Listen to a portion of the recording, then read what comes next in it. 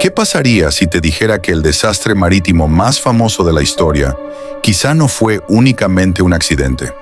Durante más de un siglo, millones de personas han escuchado la misma historia. Un gigantesco barco considerado prácticamente insumergible chocó contra un iceberg en medio del Océano Atlántico y pocas horas después desapareció bajo las aguas heladas. Pero cuando los sobrevivientes comenzaron a declarar ante las autoridades, surgió una pregunta que todavía hoy sigue generando debate. ¿Era realmente inevitable? ¿O una cadena de decisiones humanas convirtió una tragedia en una catástrofe que pudo haberse evitado?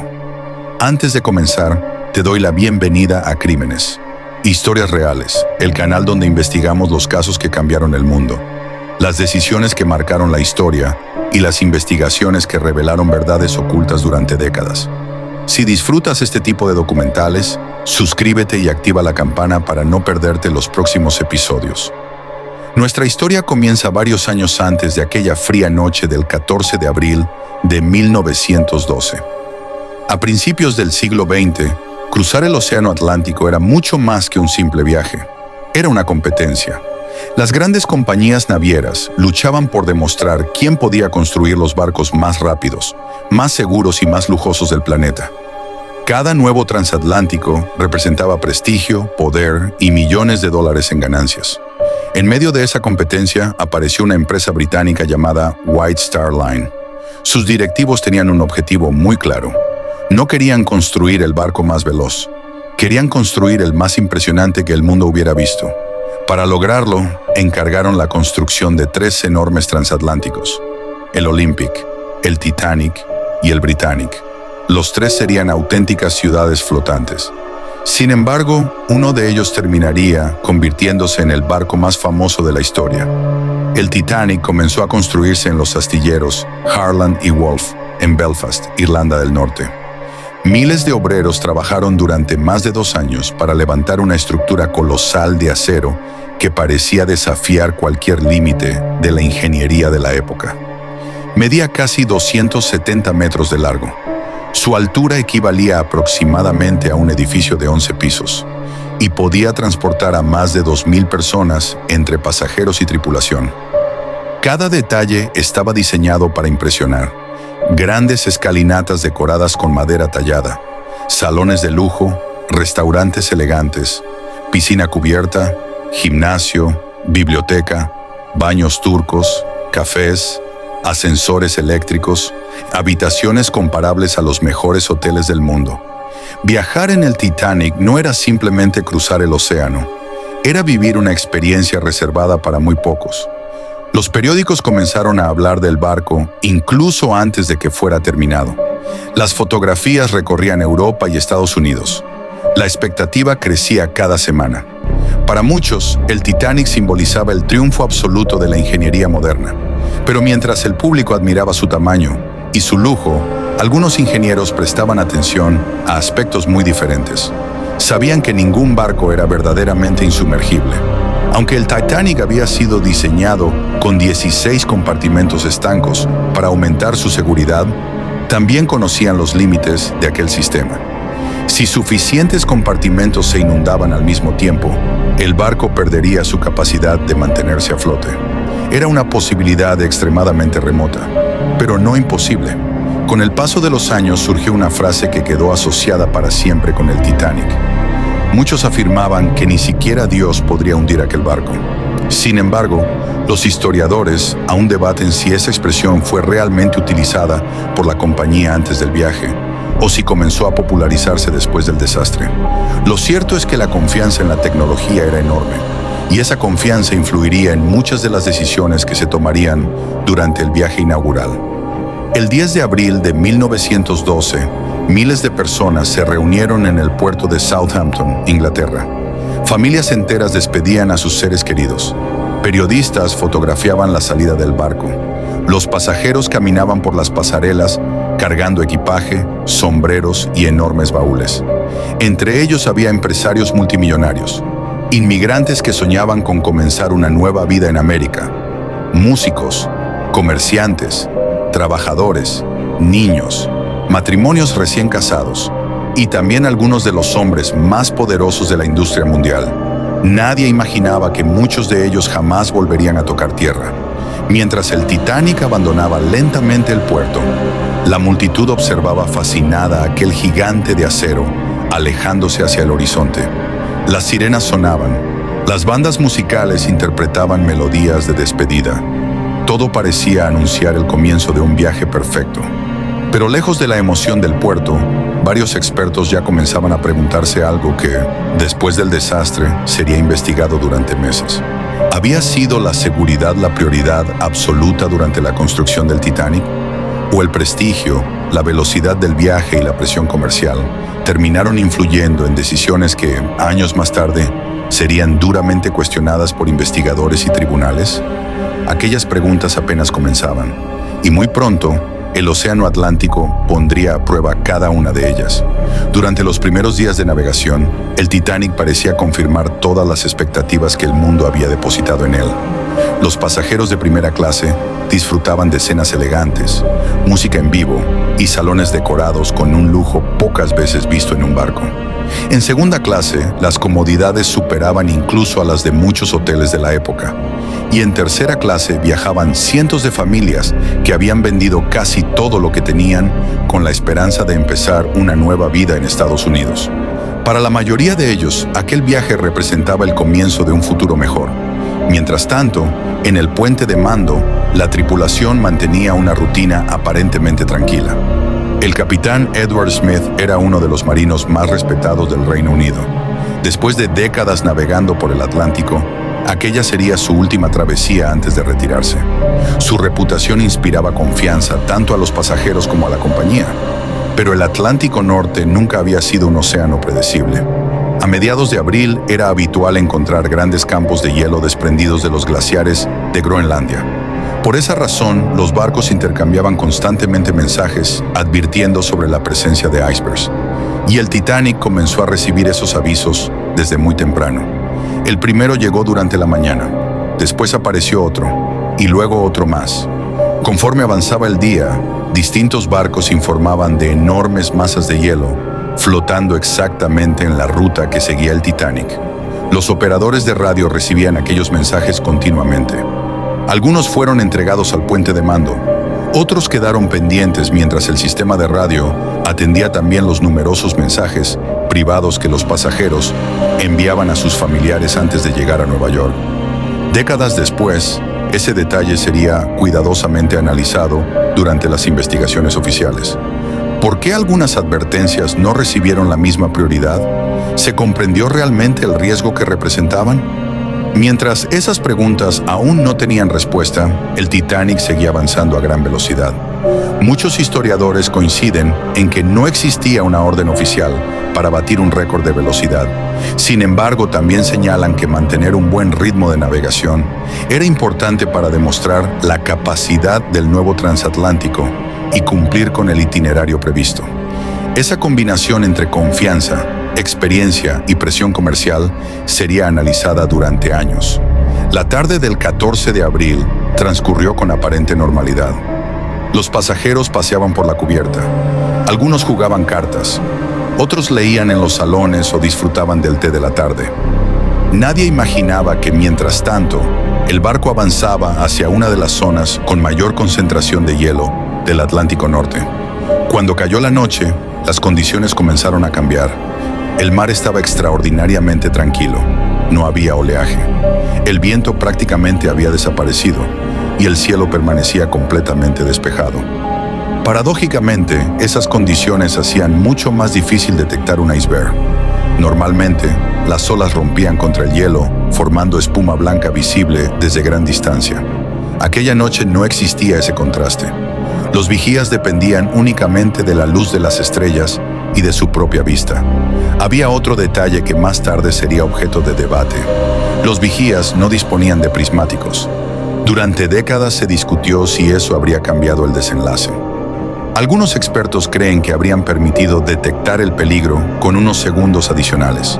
Otros consideran que la oscuridad seguía siendo el principal obstáculo.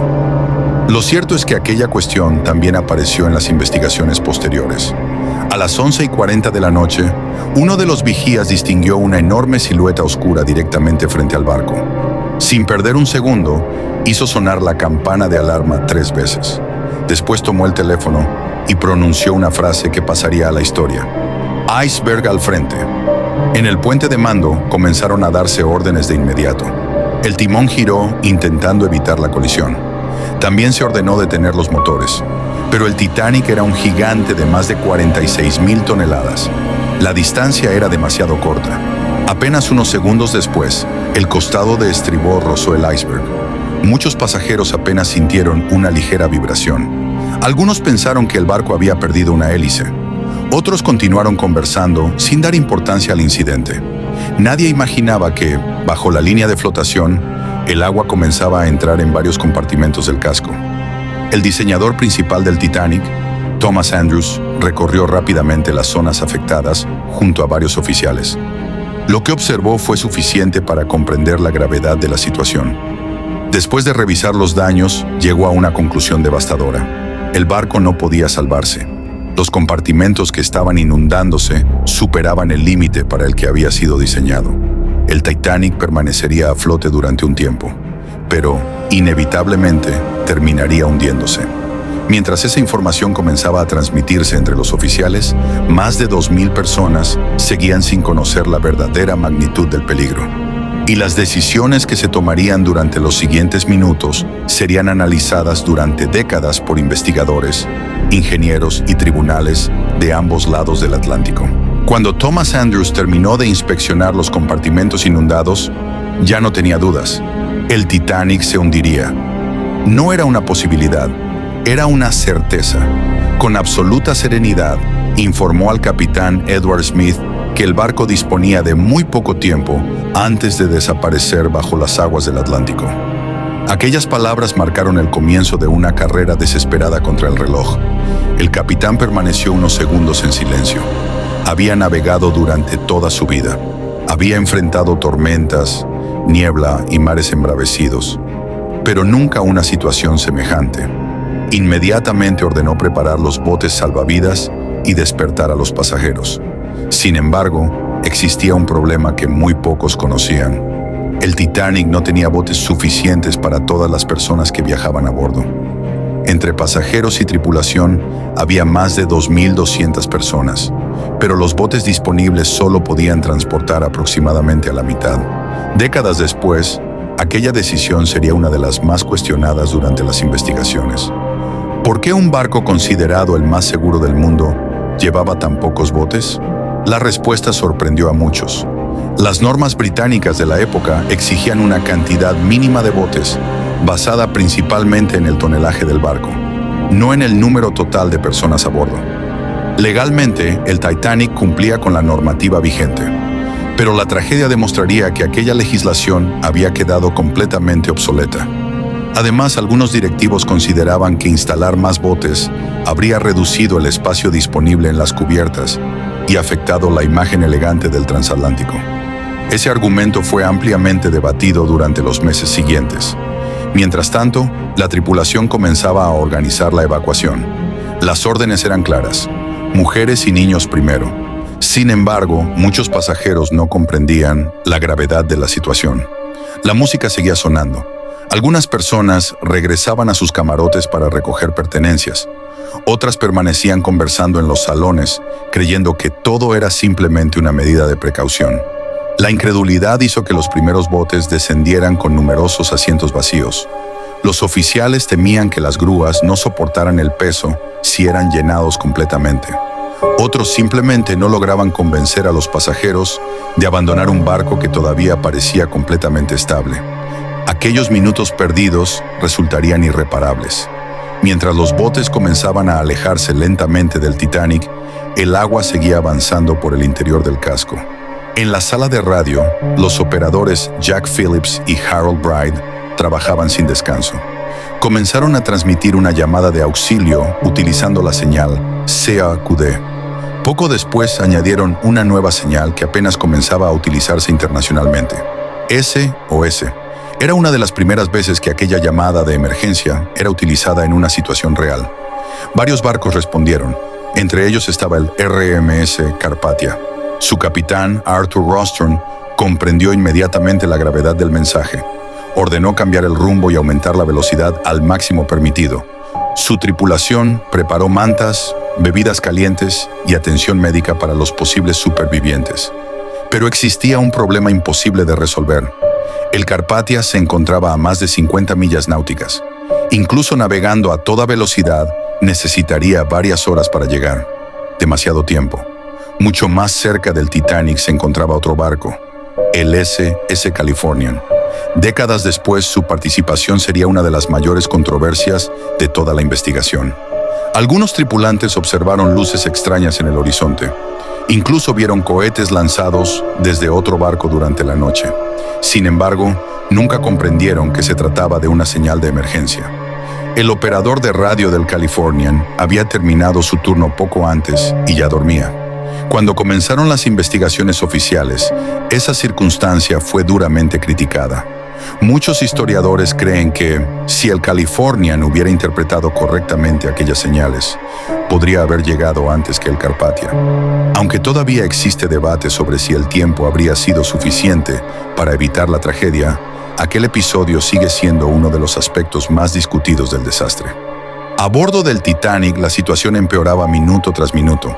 La proa comenzaba a hundirse visiblemente. El agua alcanzaba nuevas cubiertas.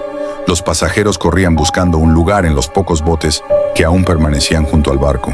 Los músicos continuaban interpretando melodías para intentar mantener la calma. La tripulación trabajaba sin descanso. Algunos marineros ayudaban a subir pasajeros.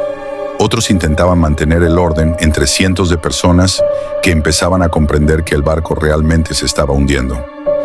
Poco después de las 2 de la madrugada, el ángulo de inclinación aumentó rápidamente.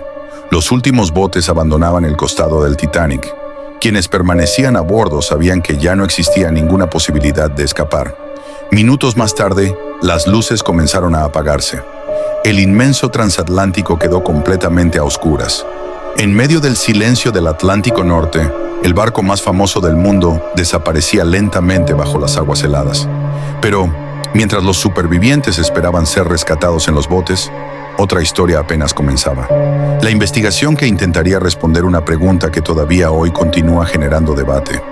¿Fue únicamente un accidente o una tragedia agravada por una cadena de decisiones que nunca debieron tomarse? Cuando el RMS Carpathia llegó finalmente a la zona del desastre, el amanecer comenzaba a iluminar el océano Atlántico. Lo primero que vieron sus tripulantes no fue el Titanic, fue el silencio. Decenas de botes salvavidas flotaban sobre un mar completamente tranquilo. Personas envueltas en mantas observaban fijamente el lugar donde apenas unas horas antes se levantaba el transatlántico más grande del mundo. Del Titanic ya no quedaba nada, solo el océano y miles de historias que nunca podrían contarse. El Carpathia comenzó a recoger uno por uno a los supervivientes. Muchos permanecían en completo silencio. Otros lloraban desconsoladamente. Algunos todavía no comprendían lo que acababan de vivir. Cuando el último bote fue izado a bordo, el capitán Arthur Rostron ordenó poner rumbo a Nueva York. Mientras tanto, en ambos lados del Atlántico comenzaban a surgir preguntas que cambiarían para siempre la historia de la navegación. ¿Cómo había sido posible que el barco más moderno del mundo se hundiera en menos de 3 horas? ¿Por qué llevaba tan pocos botes salvavidas?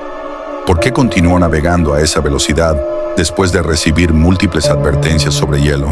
¿Por qué un barco cercano nunca acudió en su ayuda? Las respuestas no tardaron en llegar.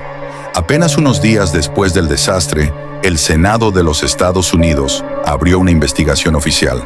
Cientos de supervivientes, oficiales y expertos fueron llamados a declarar. Cada testimonio era cuidadosamente analizado. Cada decisión tomada aquella noche era reconstruida minuto a minuto. Poco tiempo después, el gobierno británico inició una segunda investigación independiente. Aunque ambas coincidieron en muchos aspectos, también existieron diferencias en algunas conclusiones. Sin embargo, había varios puntos en los que prácticamente todos estaban de acuerdo. El Titanic había recibido numerosas advertencias sobre la presencia de hielo durante todo el día.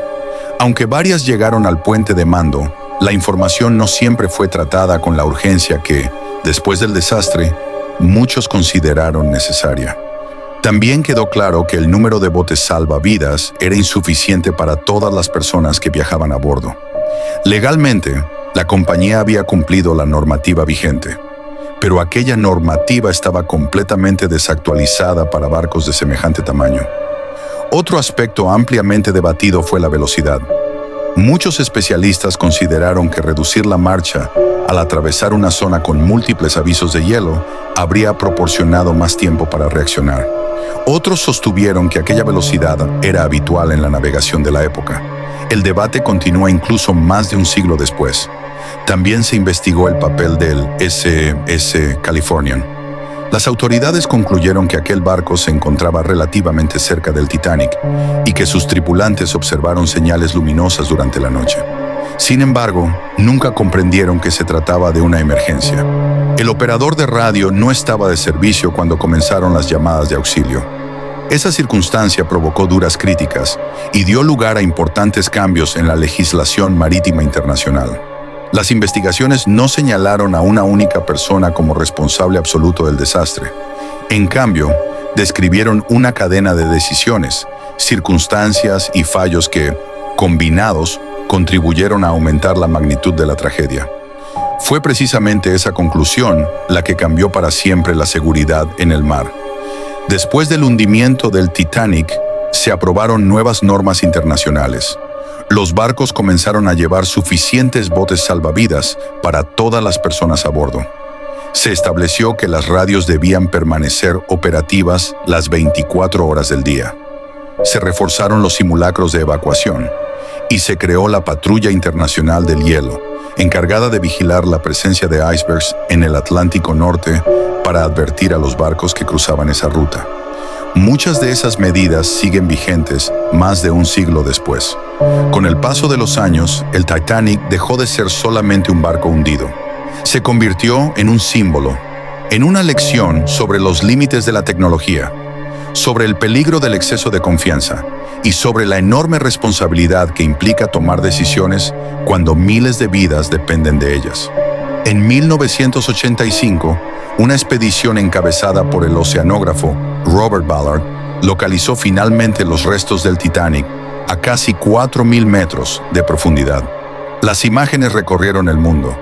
El barco seguía allí, silencioso, cubierto por décadas de oscuridad, como un enorme monumento a una de las tragedias más recordadas de la historia.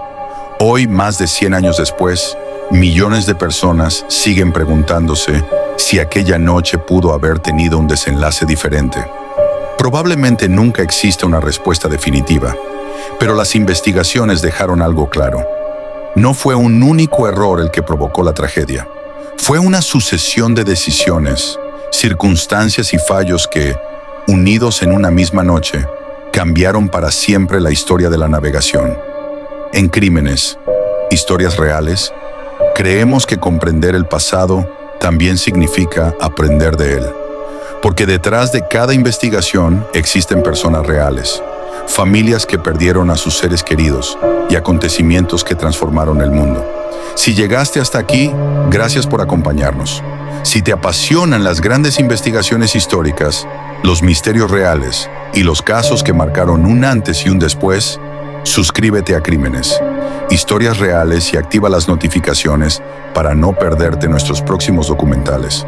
Nos vemos en la próxima historia, porque a veces los casos más impactantes no nacen de un crimen, sino de decisiones que cambiaron la historia para siempre.